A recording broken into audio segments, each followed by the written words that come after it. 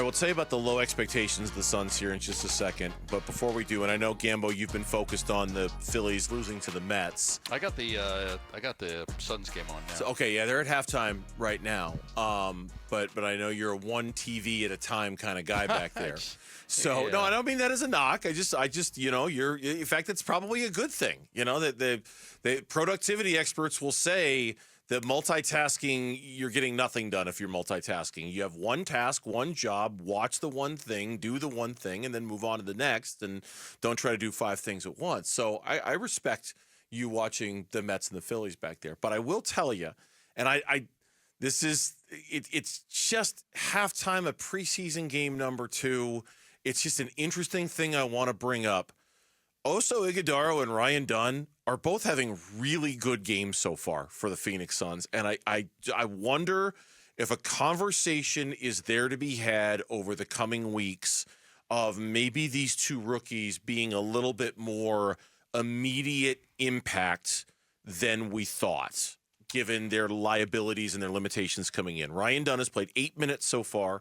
He's 2 of 4 from 3. He's got 2 rebounds. He's got a steal. He's got 2 blocks. He's a +10 in his 8 minutes on the floor.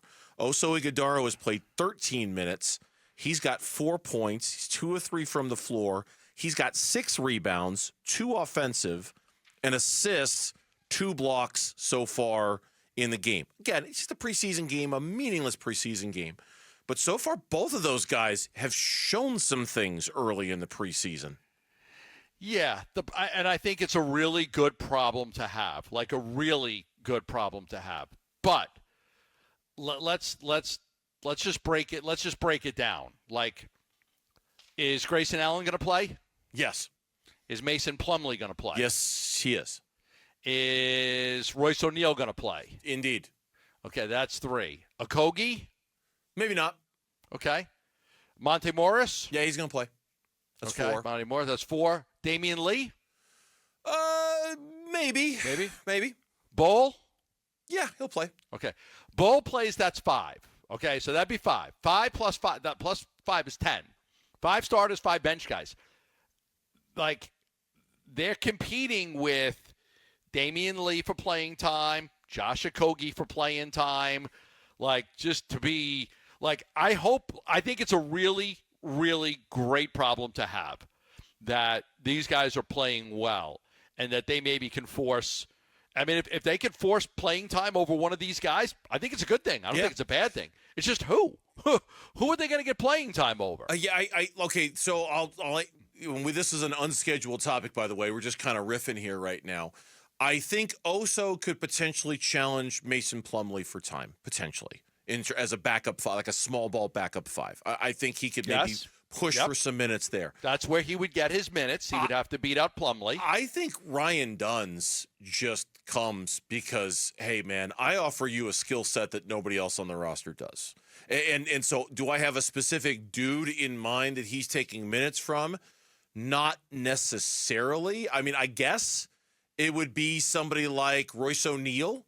I guess it would be somebody like that who, it certainly would be somebody like a Okogie or somebody along those lines. I just think Ryan Dunn, given his defensive prowess, man, like we've been talking about for a few days, if he can even shoot just a little bit, he's so good defensively, he will take minutes from somebody. I don't know who, but he will take minutes from somebody because of the skill set he offers. Yeah, and I think that's where you experiment. Like, if these guys play, like, I'm all for rewarding guys that are playing well. If these guys play well, reward them. The Oso thing is different. Like, there's also matchups, right? There's matchups. You might be better with Oso over Plumlee in certain matchups. You might. Because, like, Plumlee is a plotting. He's not the most athletic guy running the court and everything. I think he's better than Eubanks was more athletic, but Plumlee's a better player. Oso is extremely athletic, and, maybe that's where, he on certain matchups, he might be a better fit than Plumlee as the backup center. Now, I fully acknowledge we are getting way ahead of ourselves on this one, and so please don't, if you're listening to us right now, nobody is stumping for these guys to get playing time based off of how they're doing in the first half of a meaningless, who cares, preseason game. I'm just pointing it out as a development worth keeping an eye on. Like these two guys, and really for me in particular, it's more Dunn than Oso, but I'm going to throw Oso in the conversation too because of how of maybe there's an avenue there for minutes for him too. I just think Dunn could play an incredible role on this team if the situation is right, given how well he defends. Now, we were talking about the Suns kind of being off the radar a little bit. Today was the day the NBA's anonymous general manager survey was released. They do it every single year. They poll the NBA GMs. It comes out. It gets a lot of fanfare, a lot of attention. Last year, the Phoenix Suns got the fourth most votes, I think, to win a championship last year. So obviously, they don't always get these things right.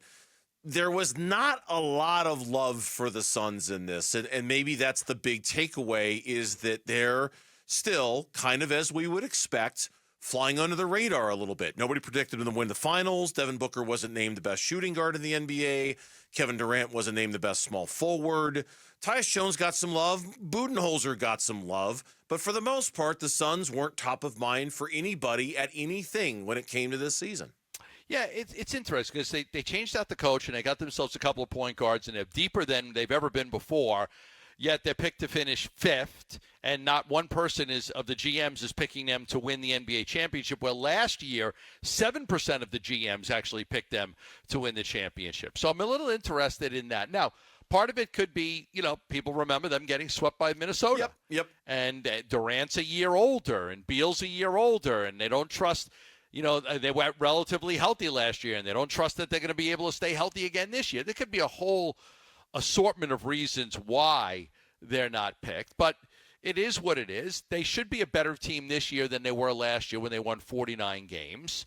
But I do think part of it really comes down to Oklahoma City and Minnesota and just how deep and Dallas and just how deep the West is and how much better the West is. I don't think there's any doubt in my mind that's exactly what's going on here. Where they did get love, Tyus Jones was listed as the third best underrated player acquisition, tied with Hartenstein and behind Alex Caruso and KCP. Tyus also got some votes in the most surprising move of the offseason. The one that they finished first in